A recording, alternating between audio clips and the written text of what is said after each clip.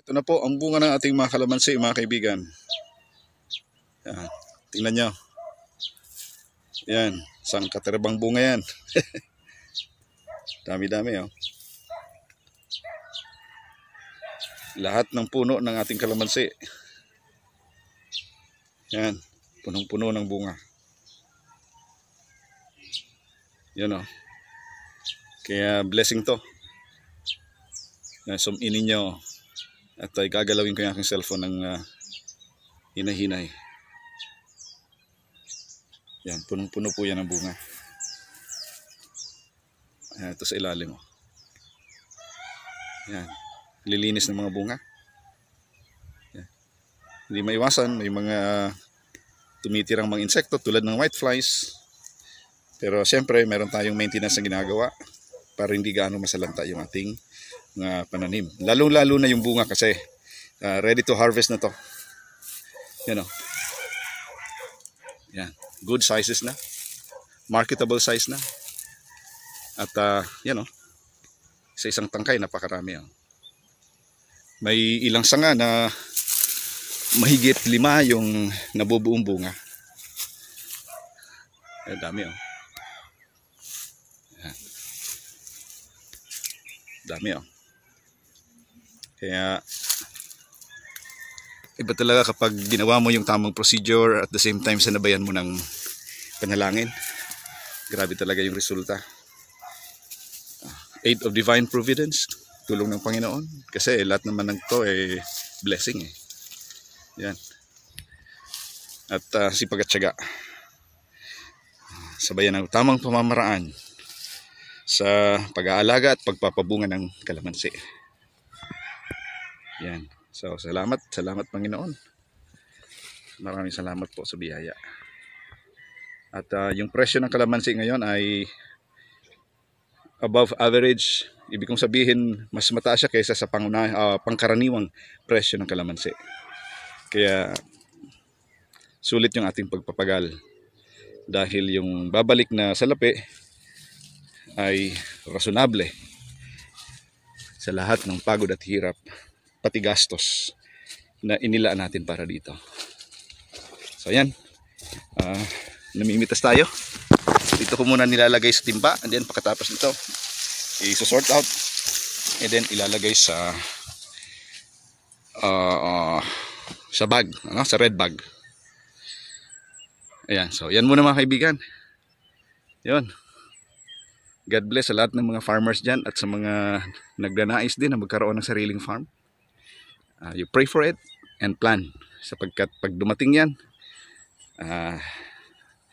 dalawang bagay, either kasiyahan o kalungkutan. Pero we always have to fix on the positive side, kasi doon tayo uunlad. Okay? So maraming salamat sa inyo mga kaibigan. God bless. Umaga sa inyo lahat mga kaibigan. Ito si Kuya Koy sa Garden of Kuya Koy. Namimitas ako ngayon ng kalamansi. Kitang-kita nyo no. Yan. Meron akong mga in-upload na videos dyan tungkol dun sa pamamaraan kung paano makapagpabunga ng maayos ng tanim na kalamansi. Kaya ito, hindi ako gumagawa ng kwento dyan sa aking mga video. Ito ay realistic po na pagbabahagi ng aking karanasan at kaalaman sa pagpapabunga ng kalamansi. Kaya ito, yan.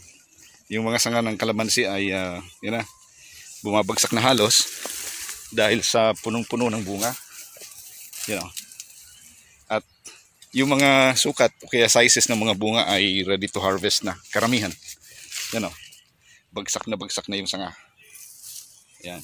Mabigat na. Although may mga challenges talaga. Doon sa umpisa ng pagpapabunga, malinis yung halaman na to. Pero habang napapalapit doon sa pagpipitas ng bunga at tinatamaan naman ng madalas na pag-ulan, ay panibagong challenge yung aking kinaharap dahil sa pagdami ng mga whiteflies. May mga kalamansi na galing ng Davao City na dumating dito sa aming bayan. Yun ang naturally yung nagiging threat namin dito sa naming mga local producers o local farmers. Kapag may mga dumating galing sa ibang region, galing ng Mindanao, yung tendency ng presyo ng mga produktong agrikultural ay bumabagsak tulad ng kalamansi. Pero nung kumuha ko ng sample, hindi naman sa lahat ng panahon nagkataon lang siguro na kumuha ko ng sample ng galing doon sa ibang region at napakalayo sa quality ng aking sariling tanim. Yung galing doon sa ibang region ay napakagasbang ng balat ng kalamansi, pero yung atin ay napakalinis, kumikinang yung balat. So yan ang kalagayan ng aking kalamansi sa ngayon. Nagbabahagi tayo, hindi para magpasikat, hindi para angkinin yung kaalaman at sabihin natin ang mga best practices na inimbento natin. Hindi po inimbento, kundi pinagsama-sama natin yung ating mga kaalaman na napulot sa ibang mga magsasaka at isinagawa natin ng maayos. Kasi kapag maayos yung pagsasagawa, yung execution, ay makikita naman natin yung magandang resulta. Yan. So makikita niyo, lahat ng puno ng kalamansi ko ay ganito ang sitwasyon ng bunga. Ganon kahitik.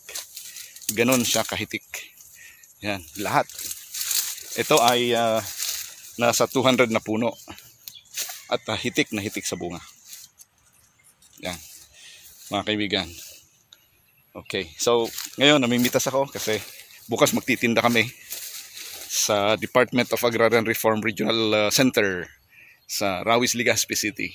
Kaya yung makakapanood nitong video na to dito sa province of Albay, within Daraga and Legazpi area, lalo na yung mga nagtatrabaho dyan sa Regional Center, bumisita po kayo sa bagong building ng Department of Agrarian Reform dahil mayroon po kaming pwesto dyan at itatampok namin. Isa sa mga pangunahing produkto namin na itong kalamansi.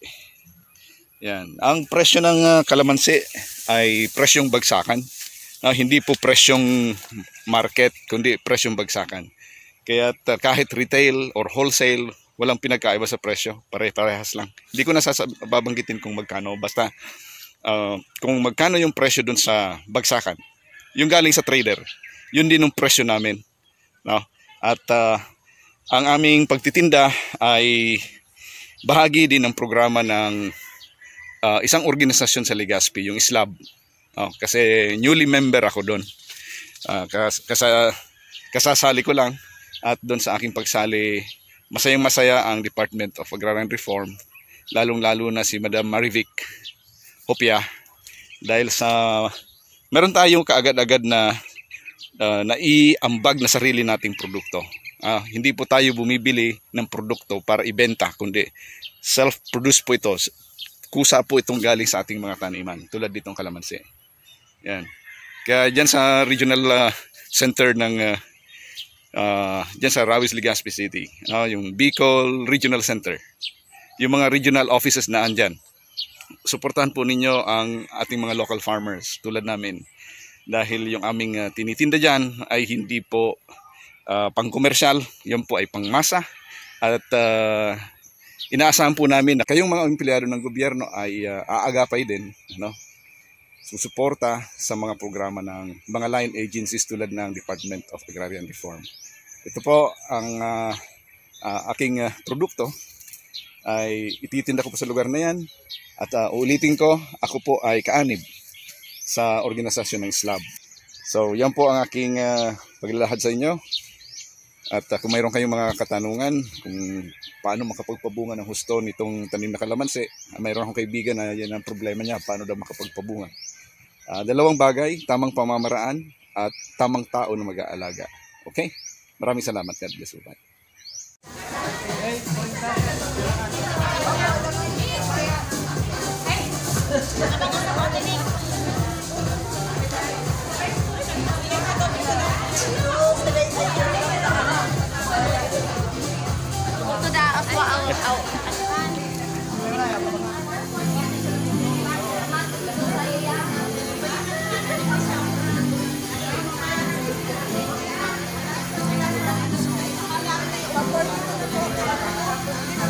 Ilang kamatis ko yung tawag ko?